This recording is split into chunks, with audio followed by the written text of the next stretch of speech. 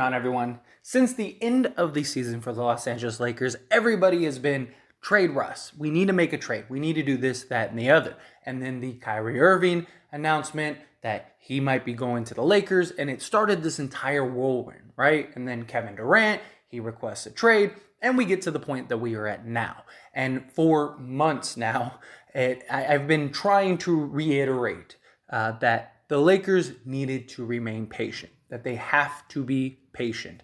Do not just pull the trigger on a deal just for the sake of pulling the trigger on a deal, right? Many people wanted Russ gone. Whatever it takes. Trade him for a bag of peanuts if you have to. Just get Russell Westbrook off of the roster. And we have seen everything develop from Russ to the Kyrie to the Kevin Durant to where we are at now, right? Russell Westbrook goes and hires an agent that ends up being a top buyout agent because anywhere that Russell Westbrook goes, he's going to get bought out. And so the writing on the wall is that Russell Westbrook is going to get traded. Now, Kyrie Irving was a big question mark for quite some time, and it still is to a degree. But I do think that the odds of him coming to the Lakers is hugely increased because of the information we got yesterday about Kevin Durant wanting out still or fire Steve Nash and Sean Marks, but then we saw Joe Tsai say, ain't going to happen, hate to break it to you, and thus Kevin Durant is going to be gone. And with Kevin Durant being gone, that means Kyrie Irving is very likely to be traded to the Lakers. And because of the dominoes that have fallen, this is exactly why I've been saying for the last month and a half to 2 months, the Lakers need to remain patient. Many people wanted the Lakers to just pull the deal on the Buddy Hield and Miles Turner, right? It's on the table. 2 first-round picks, Russell Westbrook, you go get Buddy Hield and Miles Turner, and look, we're off to the races. Let's go do that. But Kevin Durant and Kyrie Irving were still a question mark. They weren't going to trade Kyrie Irving until they knew what was going to happen with Kevin Durant. Well, now they know what is going to happen with Kevin Durant. And if they would have made this trade, Kyrie Irving is now completely off the table. And Kyrie Irving adds a layer to this Lakers team that Buddy Hield and Miles Turner just don't. We have bigs. We have Davis. We have a little bit of everything other than a guy like Kyrie that is just so dynamic, such a scorer, a guy that can do everything, that can carry the workload if need be. The big question is, can he buy in? And the Lakers, Rob Pelinka, he deserves credit. He was patient, and he was hoping something like this would happen. Guess what? It happened, right? Kevin Durant still wants gone, and he gave Joe Tsai an ultimatum that Joe Tsai just cannot give into. So now the only option is, hey, cut your losses, move on, and trade these guys. And if the Lakers would have rushed to go make a trade just to get rid of Russell Westbrook, guess what? We would not be in the position we are in now, and now we're in a great position. And now the Lakers have all of the leverage because the Lakers now know you have no choice but to trade Kevin Durant. Nobody else wants Kyrie Irving but us. What are you going to do? And now this opens the door for other trades beyond Kyrie Irving. If we could get Kyrie for, say, just 1 first round, maybe a couple seconds, maybe say a THT, something like that, and then we end up having a first round pick and say Kendrick Nunn, or maybe we're still able to retain THT, and you can package those to go get some other key role guys. Maybe you could get a Patrick Beverly and, a Brogdon or a Bogdanovich, something like that. Go get those 2 pieces to add to Kyrie Irving and stuff like that. It's a real possibility. But the fact that Kevin Durant did what he did to Joe Tsai and said, hey, I want out. You're going to trade me. This is what's going to happen. Otherwise, get rid of the GM, get rid of the coach, which isn't going to happen. Now, I have said that if they fired Steve Nash, that's not the end of the world. He hasn't been able to prove that he is a great coach. Granted, could he prove that once Kevin Durant and Kyrie Irving are gone? Possibly. Maybe Kevin Durant, Kyrie Irving were a hindrance to him. We'll find out. We'll see, because it doesn't look like Joe Tsai is going to get rid of Steve Nash. At least anytime soon. Obviously, if he ends up starting the season, 0-7 or something, then maybe that's a real possibility. But Sean Marks is Joe Tsai's guy. Like, that is the guy that he loves, that dug Brooklyn out of the hole. We're able to go get Kyrie and KD. He's not going to get rid of Sean Marks. And Kevin Durant just basically all but, I don't want to say guaranteed, because nothing is ever a guaranteed, but all but confirmed that Kyrie is coming to the Lakers at this point, because there's no other teams that want him. No other teams are going to take the risk on Kyrie, especially when he could just leave. What assets are teams going to be willing to give up if they went and traded for Kyrie? Kyrie wants to go to Lakers. It's his number one destination. And I just don't see a scenario where Kyrie stays with Brooklyn if Kevin Durant leaves. Because you're going to get all these new assets, all these new players, right? Say it's the Boston Celtics deal. You're going to get, say, Marcus Smart, Jaylen Brown, Derek White, and 3 firsts, something like that, right? The last thing you want is Kyrie Irving kind of muddying the water with your new guys.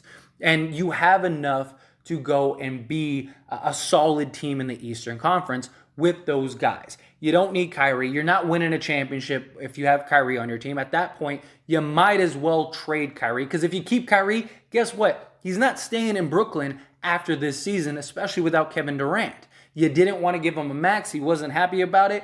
He's gone. Kyrie is leaving. And if he leaves, you get nothing for him. And you have no cap space to go and sign anyone else. So what are your other options but to trade Kyrie Irving? And Kevin Durant opened that door now, and now put the Nets in a position to where they kind of don't have any other choice. You got to trade KD, got to trade Kyrie. And that is beautiful for the Lakers and us Laker fans and stuff like that, because Rob Pelinka was patient. And I think that that's something that deserves some shine and some credit, because I have seen countless and countless comments, and when I do the live streams and stuff, people just saying like the Lakers are being foolish, the Lakers need to pull the trigger, they need to do some trade, like what is taking so long, this, that, and the other. And I kept saying, look, we're still 2 months away. Now we're still a month away from training camp. Everything takes time. No, the Lakers aren't in a position to rush. All of the other trades are based on another domino falling, right? The only deal that was technically on the table, or based on reports was on the table, was the Buddy Hield and Miles Turner. The Utah and Knicks deals were both based on Donovan Mitchell being traded. Same thing with the Hornets deal, was based on Donovan Mitchell being traded. And the Kyrie deal was based on Kevin Durant being traded. So if you're the Lakers, why wouldn't you wait and be patient? Why wouldn't you let the cards fall where they may? Let's see what hands get dealt and see if we actually have a chance. And guess what? They did. And now Kevin Durant just basically forced the Brooklyn Nets' hand. Joe Tsai responded. And now Kyrie Irving is highly going to the Lakers. I really do. I just don't see a scenario where Kyrie is not a Laker this season. It's always a possibility. Like I said, nothing is 100%, but all the signs point to it. Kyrie has LA as his number one destination. He's just going to leave and go sign with the Lakers next season, so no team is going to want to trade for him. There are all the reports that Kyrie's camp was telling any team that was even remotely interested, like, hey, he's going to the Lakers one way or another. And now Brooklyn is going to have to do that. But Brooklyn lost all leverage because of KD. Like, that's it. If the Lakers have to, I do think they'll cave. They'll give up 2 first-round picks, like if push comes to shove and they just get sick of it. But it's very likely that they could do a deal now that isn't going to cost anywhere near as much as it would have if they did this deal a month ago. Because a month ago, yes, I still believe they had leverage, but so did the Nets to an extent. The Nets still had, hey, we have KD for 4 years and he's not going anywhere. But now you run the risk of KD, like, is he going to play? Do you want him to come into training camp now? If he does come into training camp, does he actually play this season? Does he just not show up to training camp at all, which could happen? Ben Simmons is a big question mark. Does Ben Simmons play? Kyrie Irving, if KD isn't playing or KD's not 100% in, does Kyrie buy in 100%? It just becomes a total disaster if you're the Brooklyn Nets. The only option you have is to trade KD at this point and then trade Kyrie. And Kyrie may get traded before KD at this point. The big thing was what's going to happen with KD. And the Nets, were trying to keep KD here. They were trying to convince him to stay. And it didn't work. It didn't work out.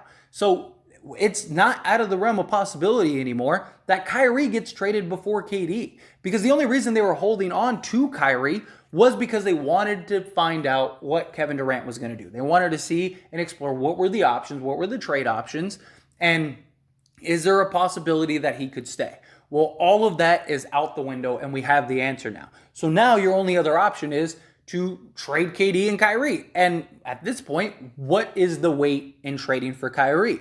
You might as well trade for Kyrie now. So I do imagine that the Lakers and Nets start to re-engage. They start having those conversations. You know, they might play a little hardball. I'm not saying it's going to happen tomorrow or anything. I still think they're going to try to play as hard as they can. They're going to try to play as close to the chest as they can. But you still have, like I said, roughly a month and some change before you go into training camp. So neither side needs to rush, and the Lakers just need to remain patient, because the Lakers have constantly remained patient, and it just keeps paying off.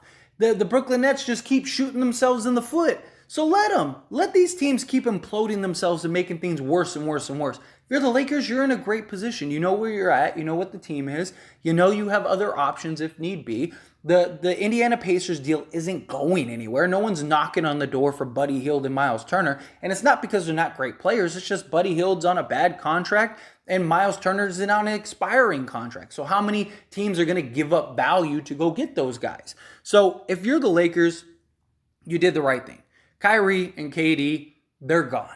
This relationship, this experiment, all of that just was a disaster for the Brooklyn Nets. They imploded, and the Lakers were smart to just remain patient, because, and this is what I've talked about. I've mentioned this before in the past, is that, you know, if organizations listen to fans, teams would be ran terribly. They would be a total disaster, because if the Lakers get Kyrie, all those people are going to be like, oh my God, I can't believe it. Like, yes, oh yay, we got Kyrie Irving. I'm so glad the Lakers were patient. But, you know, they were all just, you know, at Pelinka's throat, demanding Pelinka's fired because he hasn't pulled the trigger on a trade yet, this, that, and the other. And it's like, these are the professionals. They get paid to do this. They get paid millions of dollars to do this. They know how this works. They're smart. You know, however you feel about Pelinka, he's played this perfectly. And we're seeing it play out perfectly. And Brooklyn just lost all leverage, because now all Rob Pelinka is going to go. He's going to talk to Sean Marks. He's going to say, dude, these guys want you fired. Like, you know, there is no negotiation. Here's what you get. You're on the hot seat because of KD and Kyrie. You have to trade KD at this point, and we're the only team that wants Kyrie. So good luck. You know, we're going to give you something because, you know, you got to keep the relationships. You want to, you know, you never know when another Nets and Lakers trade is on the table. So if you're the Lakers, yeah, you're giving up a first. You're probably giving up a couple seconds. You know, you're giving up, you know, maybe you're finding a third team for Westbrook or whatever. Or maybe you're doing the Pacers deal to get Buddy Hield and Miles Turner. And then Miles Turner goes to the Nets or something. You figure it out, right? Ultimately, it's still very likely going to be a 3-team deal, but the Nets aren't going to get anything close to what they would have gotten a month ago. And that's why I was saying is that, you know, if the Nets were smart, the Nets would have done the deal. When the Lakers offered, two firsts and Russell Westbrook for Seth Curry and Kyrie Irving rather than Joe Harris, they should have done that immediately, because now they're probably not going to get anything close to that. And it's just like the Nets just kept digging their hole bigger and bigger and bigger. And Rob Pelinka just stood there and said, okay, go ahead. Keep digging, you know, and look what happened. Now it's been a total disaster for the Brooklyn Nets. They got to trade KD. They got to trade Kyrie. And the Lakers are the only team that Kyrie wants to go to and the only team willing to trade for Kyrie. So there's not really many other options out there. But as always, I pass the question on to you. Let me know your thoughts and opinions down in the comment section below. What do you think? Are you glad that Rob Pelinka was patient now that the end result? Of course, there was always the possibility that maybe things change. Maybe Kevin Durant did decide to stay and then Kyrie stays and it becomes it. But again, Rob Pelinka still had deals on the table. It wasn't like there's nothing. It's not like it's Kyrie or bust. So why not be patient? Those deals aren't going anywhere. You know, so Rob did the right thing, just being steady, holding to his guns, and just letting things unfold, let things happen the way that they happen. But are you glad now that he did that? Do you still feel like he should have pulled the trigger? Like I said, I don't expect the deal tomorrow or like even this week. It could happen. I'm not saying it won't. I'm not saying, tomorrow, we could see this trade go down. But in reality, probably still going to have some negotiations. The Nets are probably still going to try to play hardball a little bit. But I think it's a matter of when, not if, that Kyrie Irving gets traded to the Lakers. I've been very consistent in that, even to many people's dismay. But we'll see. We'll see. It hasn't happened yet, so could be wrong still. But I don't know. It's looking more and more likely that it's inevitable. But love to hear your thoughts, opinions down in the comment section. That being said, hit that like button. Helps me out a lot. Lets me know you enjoy these types of videos, and I truly appreciate it. If you're not subscribed to the channel, hit that subscribe button, followed by the bell notification. Stay up to date with all things sports. Join this wonderful community and all of our discussions. I'll see you all in the next one. Thank you.